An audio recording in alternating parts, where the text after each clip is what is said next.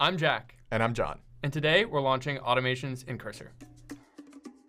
As agents have gotten really capable at handling work autonomously, we found ourselves kicking them off over and over again for the same type of task. So we thought, why not automate that? It's been crazy to see the creative use cases that people have come up with. For example, we have an incident triage that gets triggered every time a PagerDuty monitor goes off. This one John loves especially because he hates getting woken up at 3 a.m. Famously. We give it the Datadog MCP, and then by the time he rolls out of bed, all groggy, the agent has come back with a likely root cause. So I just need to merge the PR and then I can go back to sleep. I have a personal automation just for myself. It runs on a nightly cron schedule. It looks at all my PRs from the last day and just cleans up dead code or bad patterns. We're very fortunate to have this great community of users who are always suggesting new features to build, and we pipe those through from Twitter onto Slack.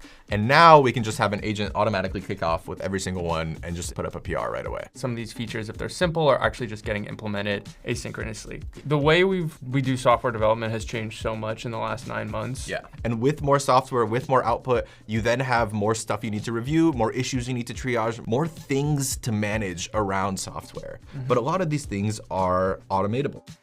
Thankfully, because we kind of let the agent run free, if you want comments to be inline threaded comments on GitHub, just prompt your agent to do so. If you want it to resolve its past comments, just prompt your agent to do so. All of these things that people are used to kind of configuring with checkboxes, you don't need to do that anymore. Just prompt your agent.